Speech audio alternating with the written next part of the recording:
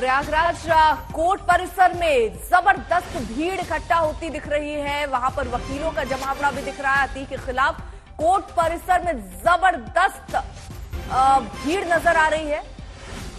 वकील जो है वो वहां पर नारेबाजी भी करते नजर आए थे। जबरदस्त हंगामा भी रहा।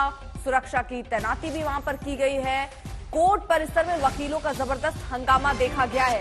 समर्थ खबरें ये भी आई हैं कि पुलिस और वकीलों के बीच में भी झड़प हुई।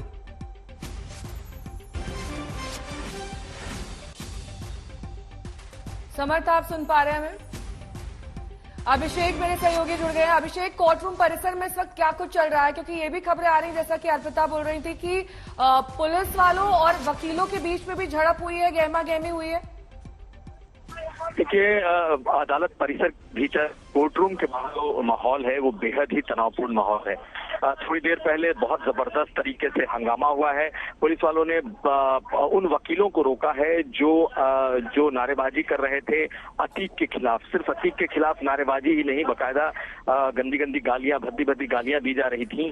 और वहां पर वो कोर्ट रूम के अंदर जाना चाहते थे और इसे लेकर के यहाँ पर थोड़ी देर पहले ये बवाल मचा है। फिलहाल तो मामला शांत है, लेकिन आपको बताएं कि कोर्ट परिसर के भीतर यानी कि कोर्ट रूम से कुछ दूरी पर, तकरीबन 5-7 मीटर की दूरी पर जबरदस्त हंगामा हुआ। पत्रकारों के साथ बदसलूकी हुई है, मारपीट की गई है।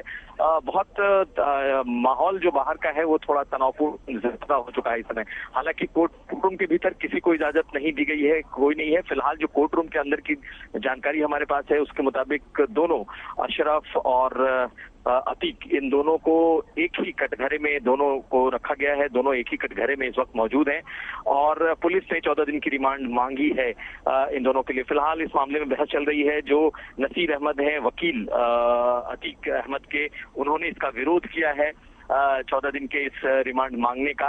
अब देखना यह है कि अदालत क्या कहती है। फिलहाल जिस वक्त हम कोर्ट परिसर के भीतर कोर्ट रूम से कुछ दूरी पर मौजूद हैं और अभी ये मामला शांत है, लेकिन जिस वक्त अतीक अहमद आ रहा था उस वक्त अतीक अहमद जैसे ही कोर्ट रूम के भीतर घुसा है उसके बाद हंगामा शुरू हुआ है। और बाकायदा जो दूसरे पक्ष के वकील हैं, खास करके हम देख सकते हैं कि उमेश पाल के समर्थक जो वकील हैं उन लोगों ने खूब जमकर नारेबाजी। अभिषेक, रिमांड के बारे में कोई जानकारी? रिमांड कोर्ट ने ग्रांट कर दी है, नहीं की है?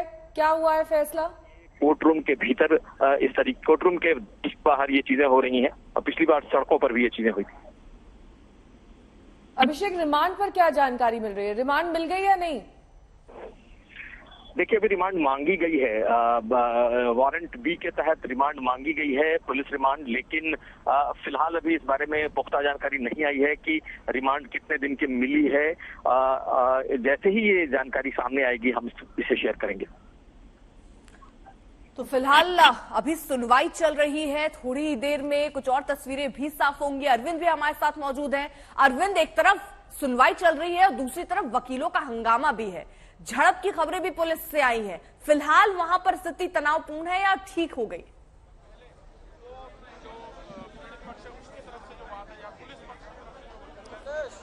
नहीं, देखिए, मैं आपको तस्वीरें दिखाऊं। प्रदीप गुप्ता आपको कचहरी के बाहर की तस्वीरें, कुछ देर पहले आज तक की टीम कचहरी परिसर के अंदर मौजूद थी, लेकिन जिस तरह के हालात बने और जिस तरह का माहौल बना उसके बाद हम बाहर आ गए और अंदर फिलहाल काफी हो हल्ला है। और ऐसे में जो रैपिड एक्शन फोर्स की एक्स्ट्रा यूनिट उसको अंदर बुलाया गया, एक्स्ट्रा पुलिसकर्मी बुलाए गए, बाहर भी पुलिसकर्मी है। और जो हमने तस्वीरें अंदर से आपको दिखाई, पूरा जो कचहरी परिसर है वो छावनी में तब्दील कर दिया गया है। अभी भी अतीक अहमद, उसका भाई अशरफ, दोनों कोर्ट रूम में ही मौजूद है।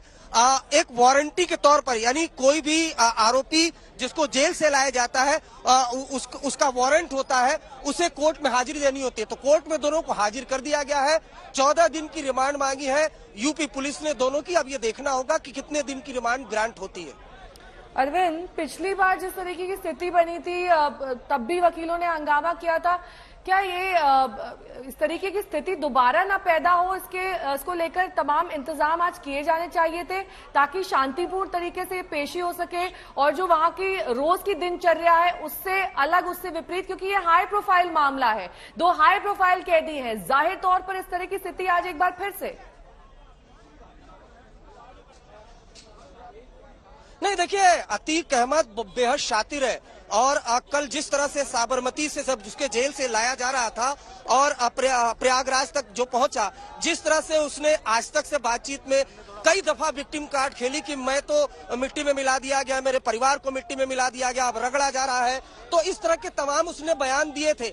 लेकिन जैसे ही वो प्रयागराज पहुंचा, हमने वो तस्वीरें भी आज तक पर एक्सक्लूसिव दिखाई इसी कोर्ट परिसर की, कि जब अतीक को ऊपर लेकर जाया जा रहा था तो आज तक ने जब उससे सवाल पूछा कि उमेश पाल हत्याकांड में तुमने किस तरह से साजिश रची, तो उसने बकायदा हाथ हिलाया, ऐसा हाथ हिलाया जैसे कोई नेता हाथ हिलाता है।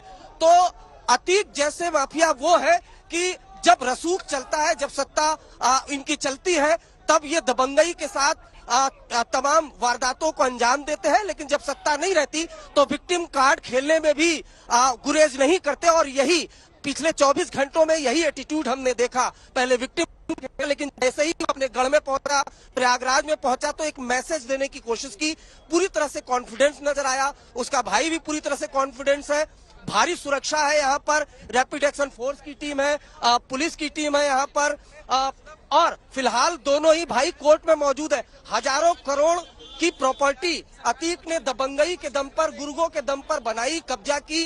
कल ईडी ने भी रेड की थी और कई खुलासे ईडी ने भी किए, लेकिन हम उस उमेश पाल हत्याकांड में जो तमाम साजिश है उनकी परतें खोलनी है। सबसे बड़ा सवाल यह है कि वो शूटर अतीक का बेटा असद का है, उसका पता लगाना है।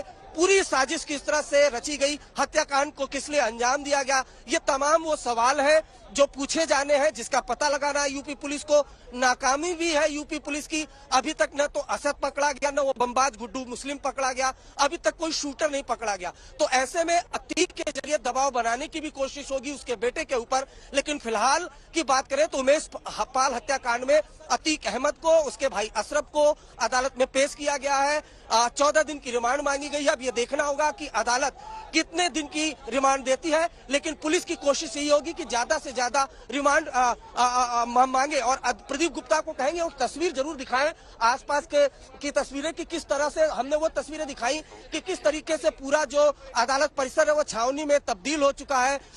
उसके अलावा बाहर की हमने तस्वीरें दिखाई हैं। अब से कुछ देर बाद ऐसा लगता है कि अदालत से कोई न कोई फैसला आएगा कि कितने दिन की रिमांड मिली, कितने दिन की नहीं मिली। लेकिन फिलहाल की तस्वीरें ये है कि जो पुलिस फोर्स है वो बढ़ती जा रही है। जो सूत्र क्या बता रहे हैं अरविंद, सूत्र क्या बता रहे हैं, अभी क्या चल रहा है कोर्ट में? ये कार्रवाई शुरू हो चुकी है या फिर पहले गहमा गहमी को कंट्रोल किया जाएगा, उसके बाद कार्रवाई शुरू होगी?